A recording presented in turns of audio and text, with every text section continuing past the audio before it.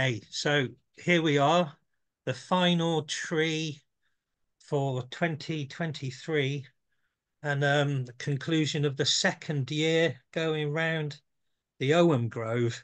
So today, 13th of December, 2023, is the day that we transition from the aspen trees to the yew tree. And in a way, quite befittingly, this wraps up a year of looking at medicine.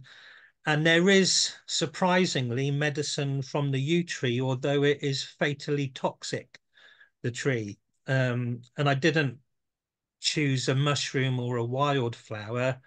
I just decided to go with death and the end of the year almost, really. But actually,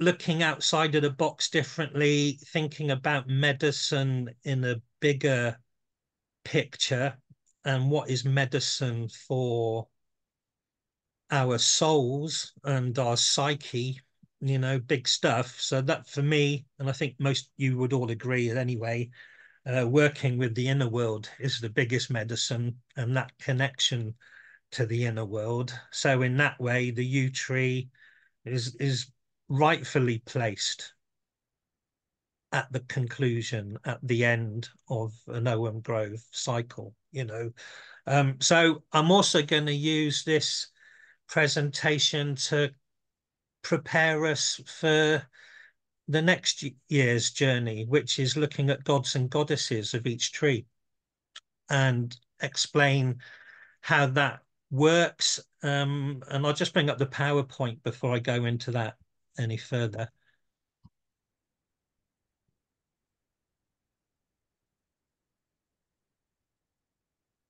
So just to remind people that we've now got over 70.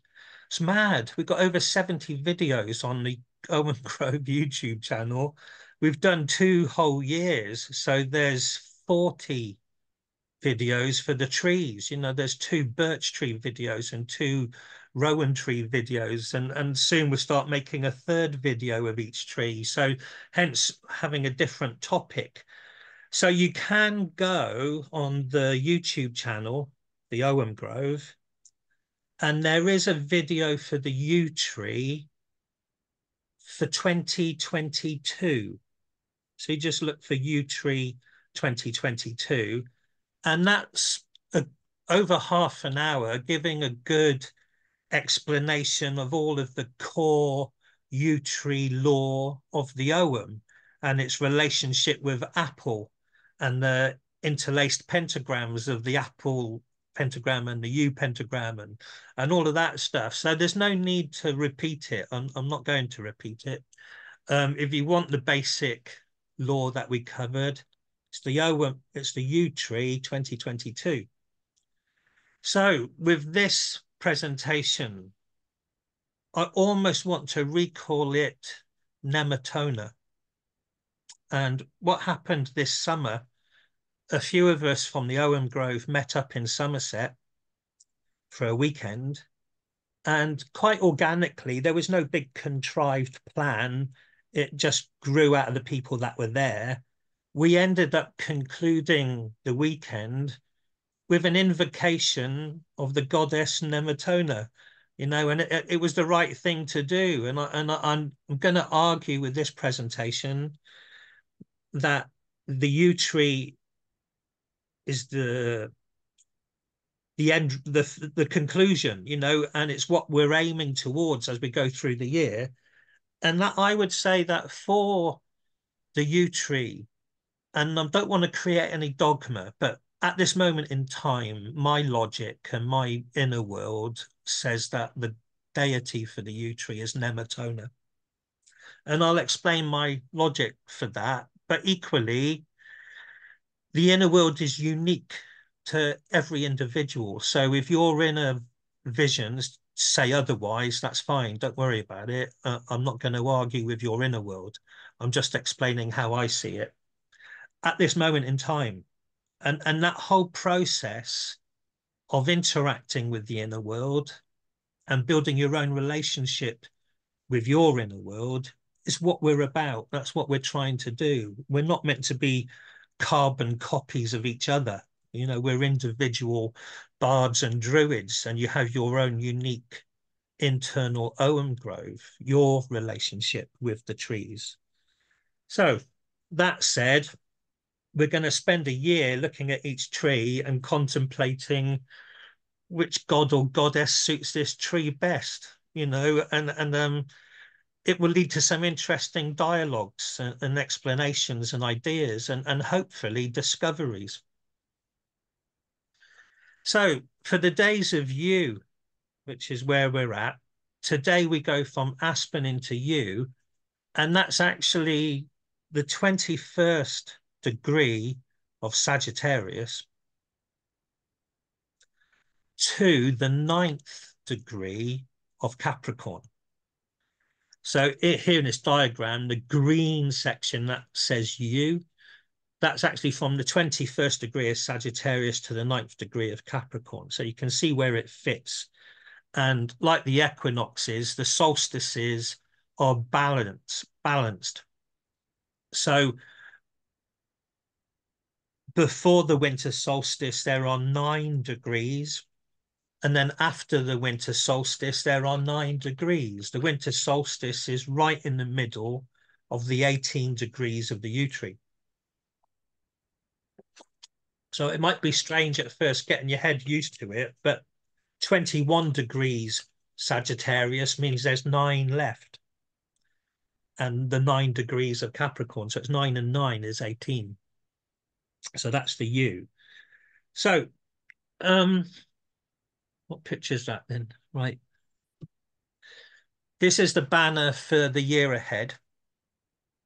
And one thing I want to bring to the table, and it's not a problem, but it is a big jigsaw puzzle. It is a conundrum. And this is the conundrum. There is archaeology, absolute proof of different gods and goddesses being worshipped and venerated because their names are written down. They're inscribed in stone. So I'm talking about Celtic gods and goddesses like Cernunnos and Rosmerta and Nemetona. These are authentic, genuine Celtic deities. But there's a big discrepancy, and it's this. There are no stories written down about Cernunnos, Rosmerta, Nemetona. On the other hand, in Ireland from the 9th century onwards and Wales from medieval times onwards, there are rich stories about the Tuatha De Danann, Morrigan and Lugh and Ogma and Dagda. There are wonderful stories, Celtic stories. And from Wales, there's all the Mabinogion stories like Rhiannon and Gwydion and so on. But here's the discrepancy. There is no archaeology of those gods and goddesses. There isn't a single inscription of Morrigan. There isn't an inscription of Arianrhod or Rhiannon. So I call this the big discrepancy. And so throughout the year, next year, we'll be looking at tree lore and star lore to understand the Celtic goddesses and gods that have archaeology, but also the Celtic goddesses and gods that have stories. It's just very strange that there isn't a story and archaeology, you know, that they're almost two different worlds. There's the mythic, poetic, bardic storytelling world, and then there's hardcore archaeology of what really was going on in the 3rd century and the 4th century and so on. So that's fascinating, and it's just something to unpick and something to look at. So I've borrowed this wonderful diagram from our techno wizard on the Ogham Grove group. in Facebook land, Alan Oughton. This is a year grove that he's knocked up, and it illustrates perfectly what I'm looking at in the year to come. That is the year wheel of 20 trees, but each tree is a god or goddess.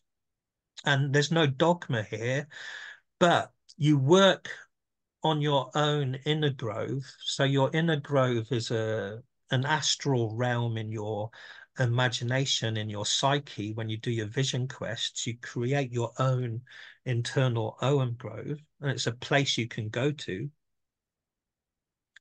So around your grove are 20 trees, and each tree is an embodiment of a deity, or at least it's a shrine or a temple, however you want to do it. But here's the magic. Here's the seriously big, powerful medicine of your own psychic astral grove, is that you can go there in your mind's eye and you are surrounded by 20 gods and goddesses that hold you, protect you, support you, are always there constantly with you, you know?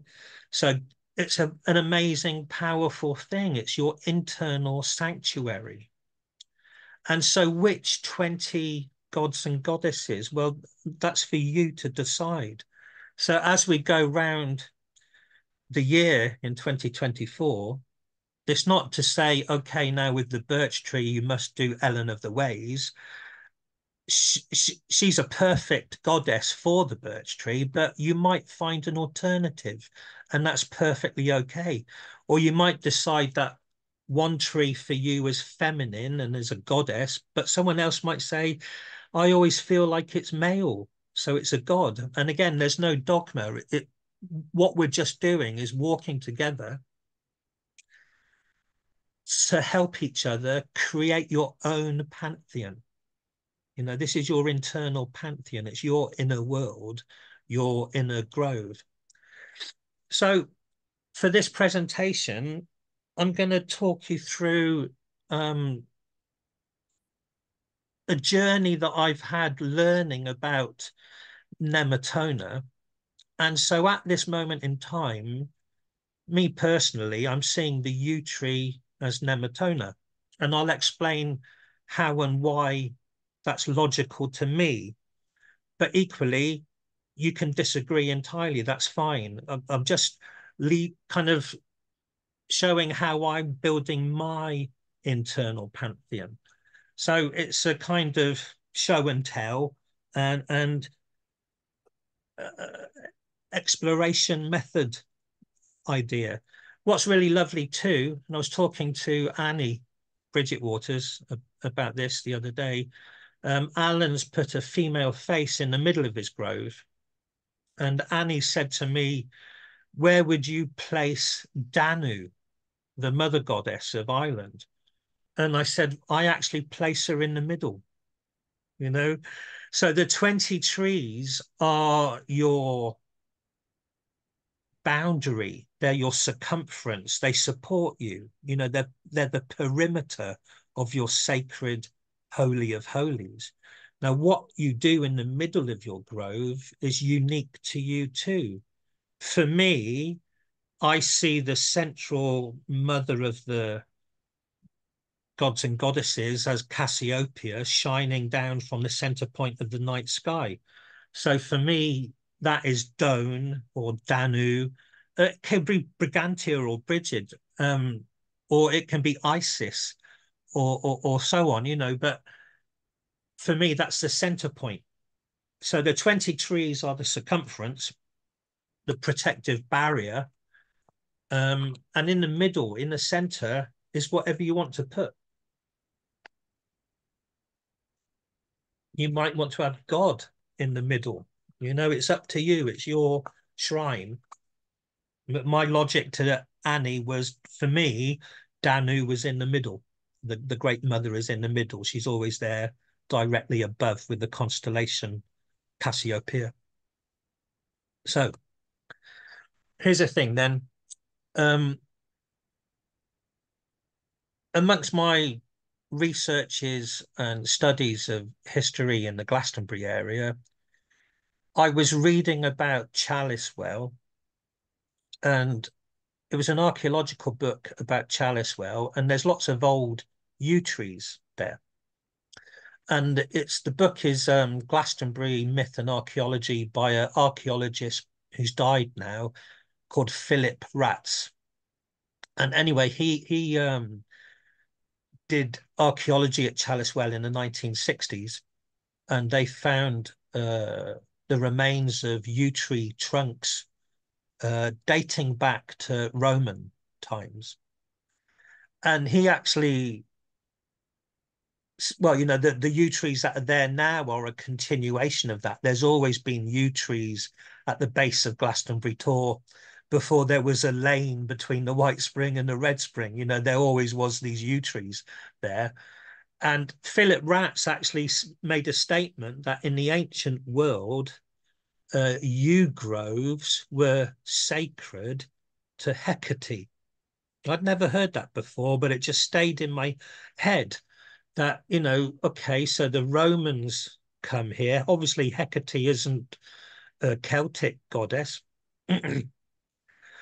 but the Celts did interact with the ancient world. And in Roman times, Hecate would have been worshipped in Roman Britain, albeit by a different name.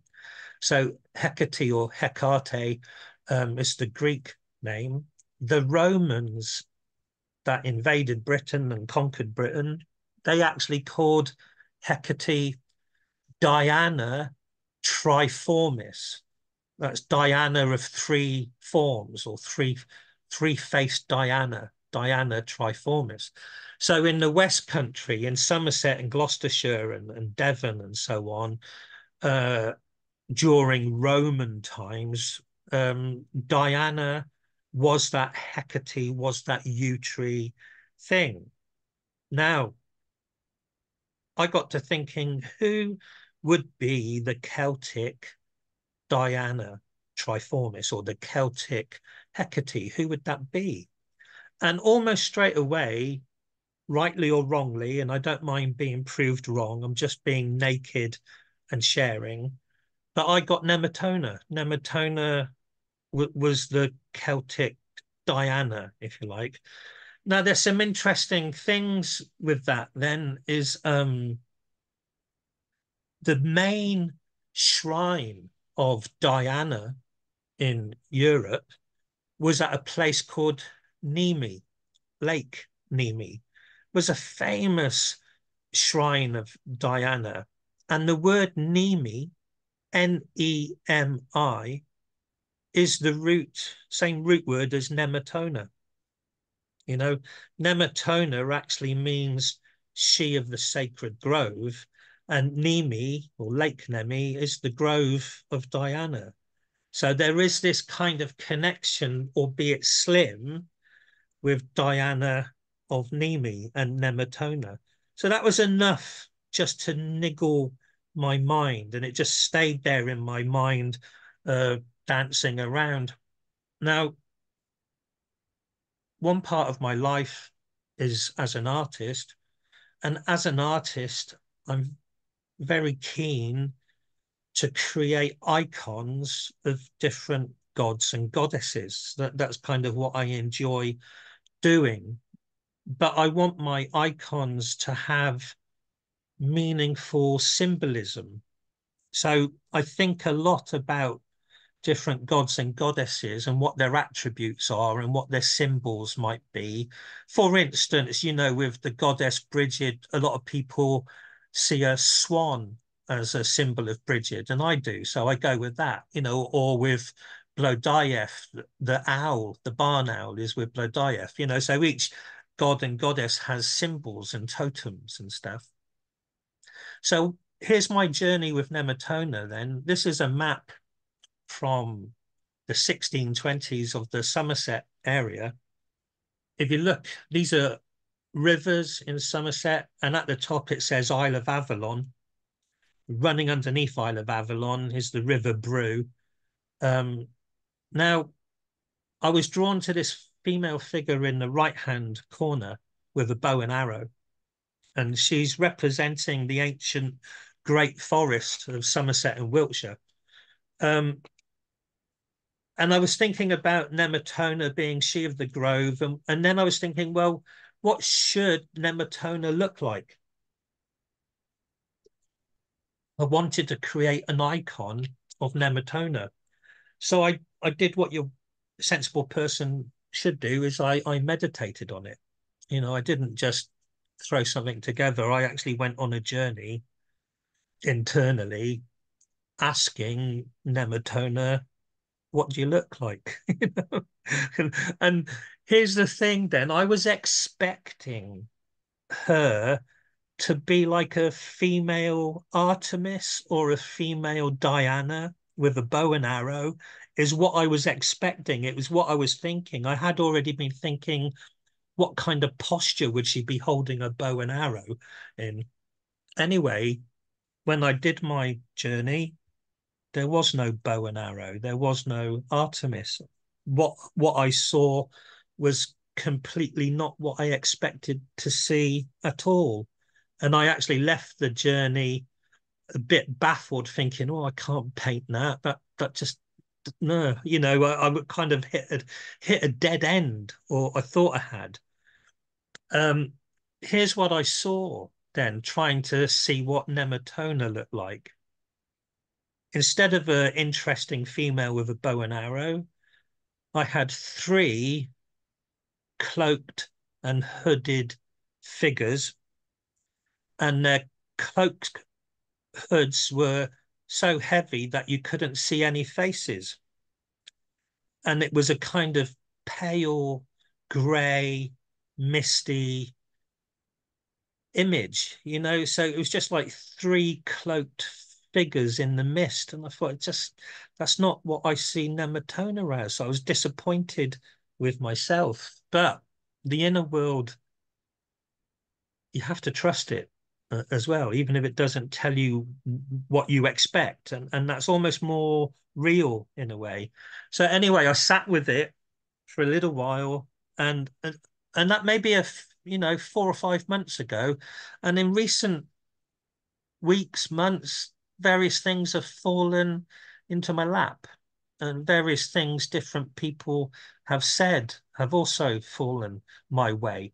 So three cloaked figures is a thing. This is from Cirencester. Um, they're called the genie cucullati, or that's what modern archaeology calls them. They do turn up throughout Britain on different Romano-Celtic inscriptions. Generally, they're considered to be three females, though it's not always clear because the sculpture is often very primitive. So it could be three men with hoods, or no one knows. So some people call them the mothers, assuming that they're female, and I don't have a problem with that. I'm happy that they're mothers. But the academic world calls them genie, spirits, or deities. Cucullati just means hooded. So it just means the hooded spirits. The gender is up to the individual if they're male or female. You know, they're just cloaked and hooded figures. So they are a thing then in Celtic tradition. Um, on the left here is another three figures together. They're not hooded, but they're from Aquasulis in Bath, which is just north of Somerset. So literally about this archer figure in the right-hand corner, Bath is about 28 miles away. It's not far. So where these three mothers are in Bath, there was also an inscription to Nemetona. So Nemetona is within that area, if you like, you know, and again, a genuine inscription. Now, here's a thing then, just synchronistic. Um, Today is the transition from Aspen into you. And in my dad's book, the illustration for that aspen is on the right. And it was three figures in the mist. So I just kind of put a shiver down my back and kind of think, oh, that's just silly. I mean, in my dad's story, it was meant to represent Morrigan, triple goddess from Ireland. But I have put three figures in the mist in Aspen, which takes us to yew tree. So that was just a little bit strange. And then also for the same book, and again, this was not done with any Nemetona intention. This was simply done for the yew tree as a I was playing with the word Yule for Christmas. Yule is a German word, Saxon word, Yule for the winter time. And I was using yew berries to make a Yule wreath or a Yule wheel. But for the yew tree in my dad's book, I did a three-faced female. Again, it was just like, oh, crumbs. That is a triple. It's not one woman with a bow and arrow. It's three female faces on the yew tree before I was even thinking of Nemetona. So these are the kind of things that happen in your life accidentally, and then patterns reveal themselves and you start to join the dots, maybe wrongly, maybe go off on a wild goose chase, but that's the journey as well. And showed this, I think, last time. And amongst us on the Zoom session, there's Bridget. And Bridget made a statement at the last Zoom session. She was actually looking at this pattern here, where we go from the days of aspen into the days of yew and then the days of birch. So we go from death to winter solstice to birth. And Bridget actually made a comment about both aspen and birch being midwives or psychopomps, and that one of them was receiving the dying, receiving souls that had died ready for rebirth, and birch was midwife birthing life back into the world. So that on either side of the yew tree, there were two gateways. There's the dying going into the yew tree, and then the living coming out of the yew tree, if you like, with the rebirth of the winter solstice. So in a way, then, that's the whole process of the yew tree being a triple identity. A famous sculptor that I also researched, a lady called Catherine Maltwood, sculpted this in 1910, and it's exactly the same thing. Now, this sculpture is called Magna Mater, which means the Great Mother. And down the left-hand side are babies coming into the world, becoming children. And at the bottom, they become adolescents. And then going up the right-hand side, adults get older and older and go back to the other world. It's the same thing of life, but, incarnation and going back to the Great Mother at the end of life. It's the same as what Bridget was saying about aspen taking the dead into the yew tree, winter solstice rebirth, and then new life. And after, quite wonderfully, of course, after the birch tree is the rowan, which is the goddess Bridget as a midwife goddess, so it's got that kind of birthing quality to it. So then the yew is holding that. Now, here's some interesting little insights before I finish. So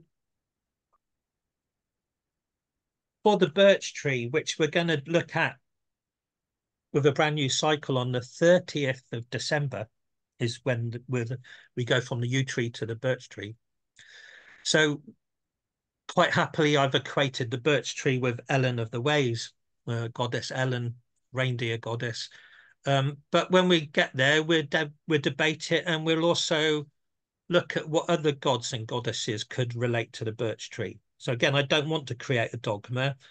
Ellen makes the most sense to me, but I'm open-minded to see what other gods or goddesses could relate to the birch tree. So we'll go through the trees thinking about it. But here's a thing with Ellen then. Ellen is from Wales. She's a goddess in the Mabinogion.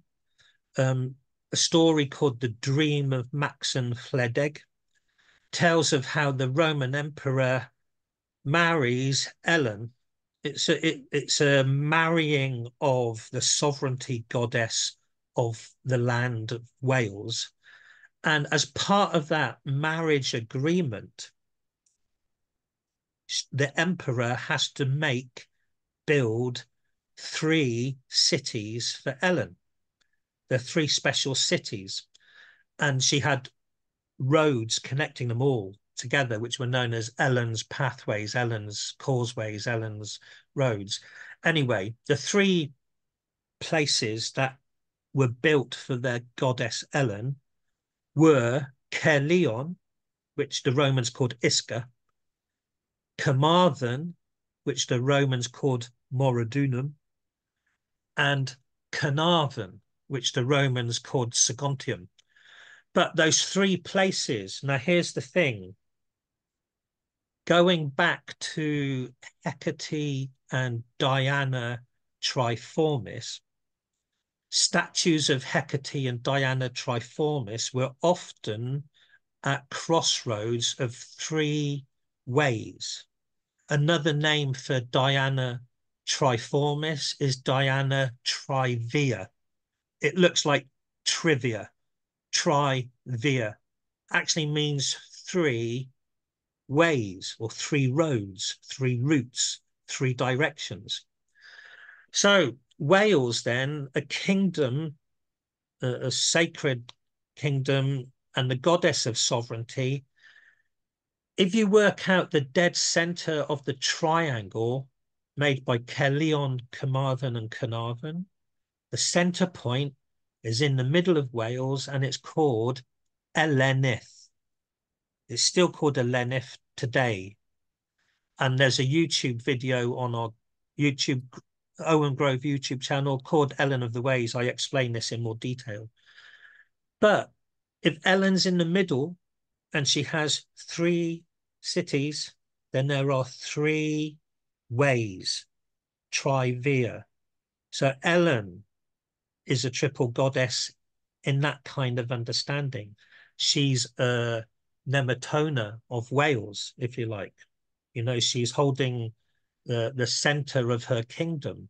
Now, this is played out in Ireland as well, not by the name Nemetona or by the name Ellen, but the land of Ireland being 3 sovereignty goddesses, just like Triple Ellen. Before we get to that, Ireland itself had 5 sacred guardian trees. So the 5 guardian trees of Ireland, 3 of them were ash trees, and all 3 ash trees were in County Meath. The other 2 were in Leinster, and they were both yew trees. So of the 5 guardian trees of Ireland, 3 were the ash tree, spring equinox, 2 were the yew tree, winter solstice. It's quite interesting. So that's a glimpse into another interesting glimpse is that there's a story called something to do with the Hill of Tara, and I've forgotten the name, but the 5 counties of Ireland had specific qualities. So Meath in the centre was about kingship. In the north, Ulster was known as a place of battles or training in battles. Connaught in the west was a place of knowledge. It's where all the scribes and writers and bards and poets were. Leinster in the south, where the yew trees were, was prosperity. So that's interesting that the yew trees might represent prosperity in some way, as the ash trees represent kingship in some way. And the final county, Munster, was known for its music. It's quite interesting how island was divided into 5 areas of music, knowledge, battle, prosperity, and in the middle, kingship, is how Ireland was divided as a landmass. But Ireland itself, during the story of the invasions of Ireland, the taking of Ireland, the final invasion was the Milesians. And they encountered the triple sovereignty goddess of Ireland, which was 3 sisters. They were of the Tuatha De Danann, Erin, Banba, and Fotla, 3 sisters, and they represented the land of Ireland. So the land of Ireland itself expressed itself as a triple goddess. The oldest of the sisters is where it gets its name from. Eru, Erin, became the main. Erin's land is Ireland, Ireland. So it's very interesting then that just like Ellen having 3 faces in Wales, that the land of Ireland is a triple goddess as well, sovereignty goddess. We'll look at these ideas more as just a glimpse. Before I finish then, the medicine of the yew tree, there is some. Apart from its red berries, which are not called berries, they're called arils, A-R-I-L-S, arils, but red berries. Every part of the yew tree is fatally toxic. And that's quite interesting, with the first 9 degrees of the yew tree being Sagittarius the archer, the lady with a bow and arrow, because the bows were made from yew wood, has a unique fiber that lends itself to archery. But more than that, the arrowheads were poisoned with the foliage of the yew tree because of fatal poison. So it's a way of protecting your tribe from enemies, but it's also a way of killing food in the wintertime. You've actually got poisonous arrows to bring down wolves and deer and bears and boar and so on. So that toxicity then of the yew tree in tiny, tiny doses can be medicine, but you've got to go to a professional. There are indigenous cultures, like in Native Americans, have used yew for rheumatism, fevers, and arthritis. But you need someone with lots of experience that knows what they're doing. And in Japan, they have used it for diabetes and also to induce abortions. But there's a highly risky thing. It only takes a small handful of yew leaves to kill somebody. If you had a big handful of yew leaves, that's it. You're gone. And the Celts in when the Romans were conquering Celtic tribal lands, a lot of the Celts committed suicide by eating yew tree, because they preferred to take their own life than be tortured by the Roman Empire. Rather than be humiliated and tortured, they take a handful of yew leaves and just go back to the other world that way. That said, the berries, the arils, are edible, but you must not chew the pip. You must not swallow the pip, but the flesh of the berry has been proven to help people with cystitis, headaches, and neuralgia. So there is medicine in the berries, but don't eat the stone and don't even chew the stone, Very clever modern day science has used the toxins of the yew tree to fight cancer and it's the active ingredient is called Taxol, Taxol, which is now produced synthetically, but originally it came from the yew tree, and it's particularly effective at getting rid of breast cancer and ovarian cancer. That's quite interesting because that's both female issues, and breast cancer and ovarian, the yew tree medicine is helping mothers to rear their babies and also to give birth. And quite interesting with birch being midwife and birthing and stuff. So then, although it's a fatally toxic tree in very, very fine, minute levels, it helps breast cancer, ovarian cancer, and other things. So anyway, I'll shut down the PowerPoint and you can put your microphones back on and we'll chat about those ideas.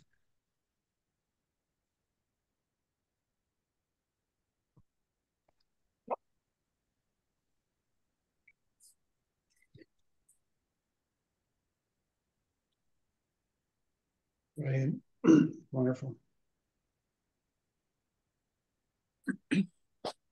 So in a way, that was my journey with Nemetona, but I'm not wanting to create a dogma. So if somebody sees the yew tree as a god, some sort of green man or something, that's fine. It's what your inner world says to you, I think.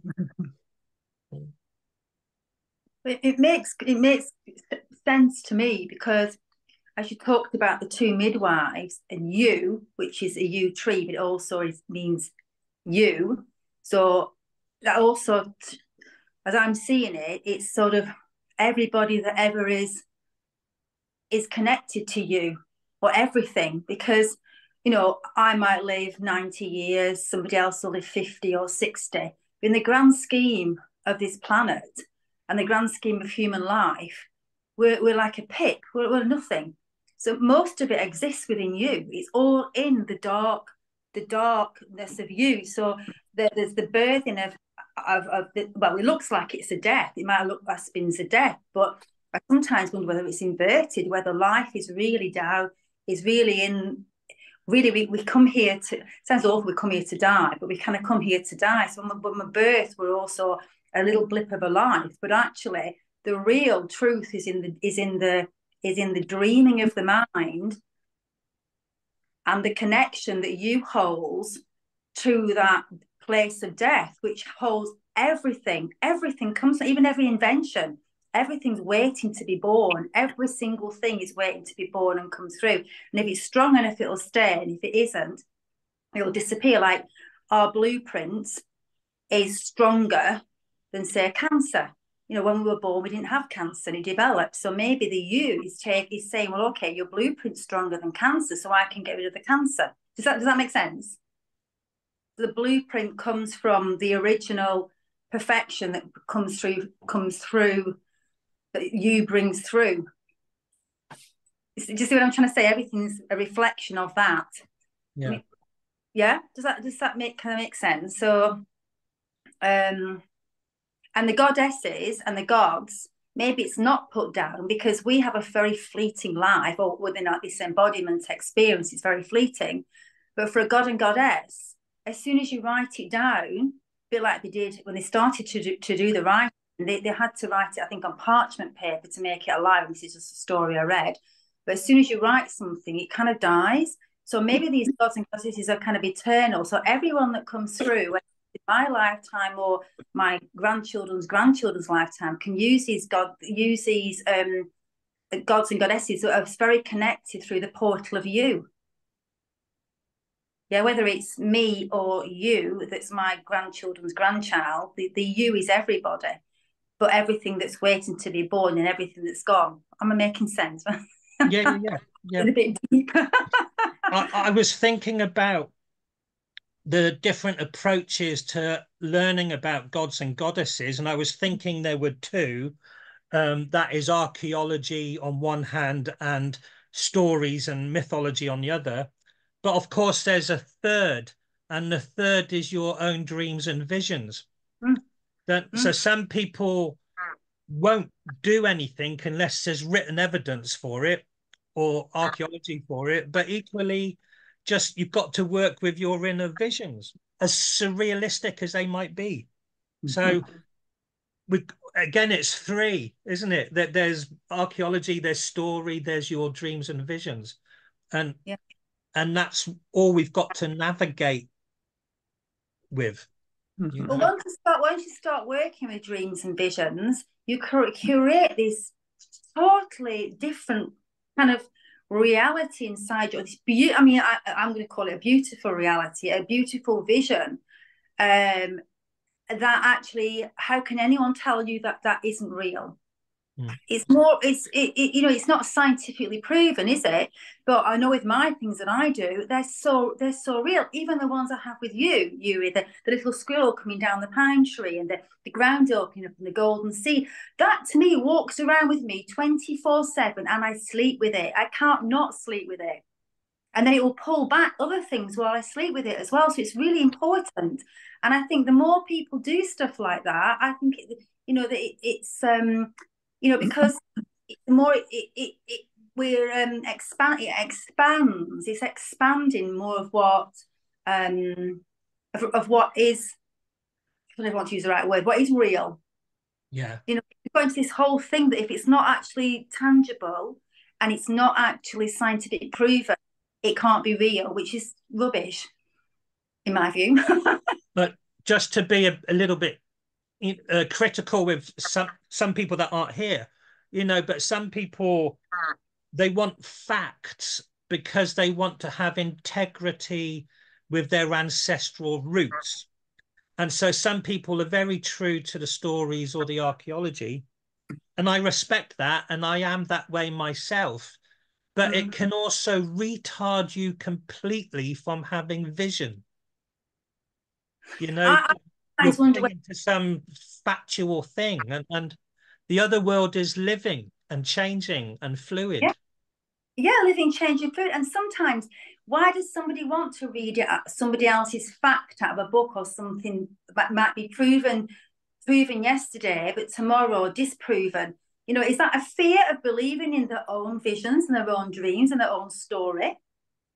Yeah. The way I understand it is we would differentiate the logos from the mythos or science from imagination.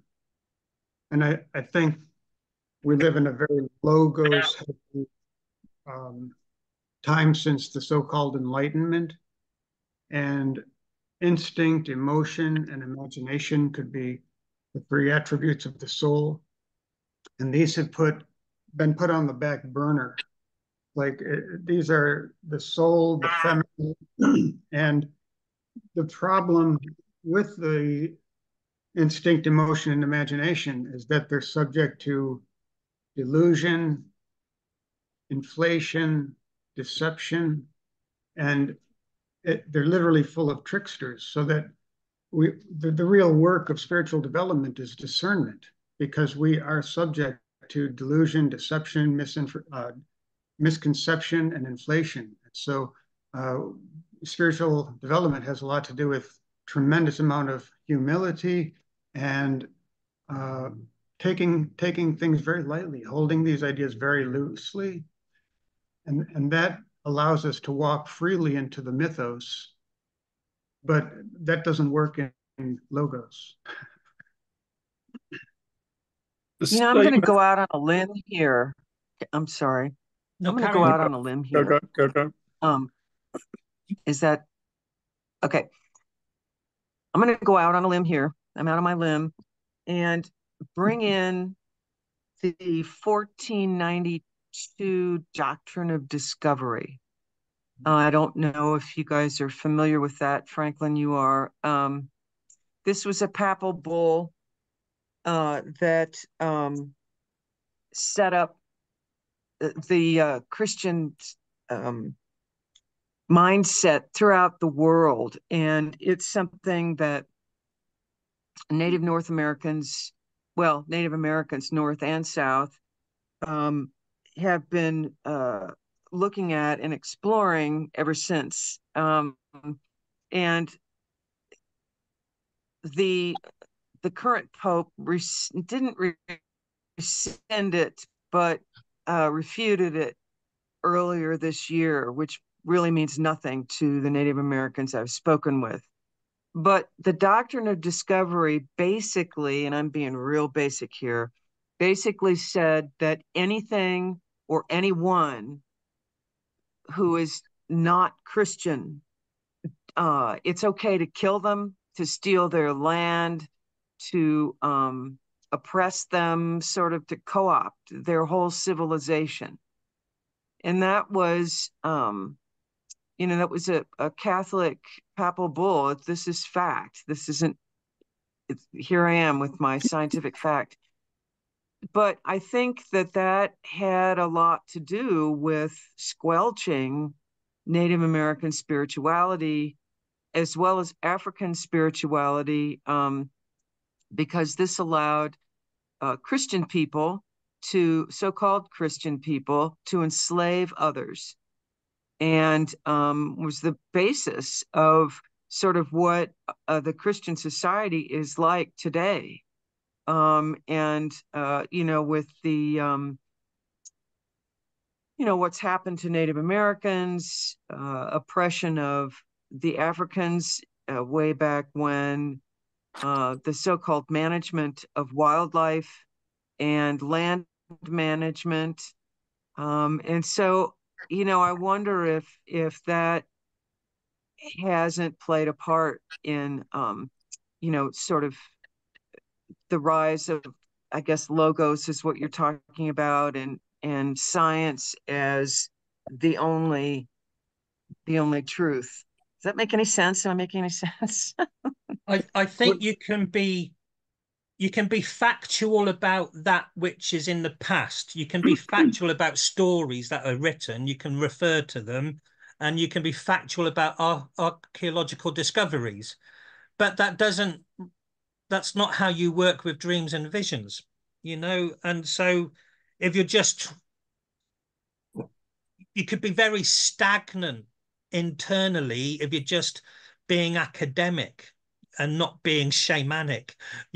Somehow you've got to do both. But Franklin's totally right. It can lead to delusions of superiority and all sorts of, that you've discovered the truth, the ultimate truth, and nobody else knows the ultimate truth but you, and all that sort of stuff. I like that's the doctrine of discovery right there. Yeah. That's on both, that's on both sides.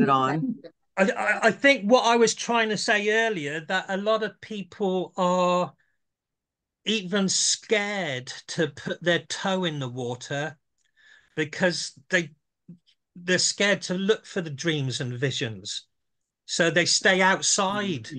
They don't delve into the other world. They won't, and they're frightened of contradicting the Mabinogion or something else, Well, that's because you just nailed it. You've nailed it earlier on. You just said that it can lead to delusion. So people are really frightened of being labelled that they have mental health or something wrong with them, or stepping outside the box. The Stockholm syndrome. Everybody wants to be in the box, don't they? Everybody wants to be in the cell. And apparently, I don't know if it's true, but the papal bull was actually rebutted in 2012. The whole Slavery Act was just literally wiped out.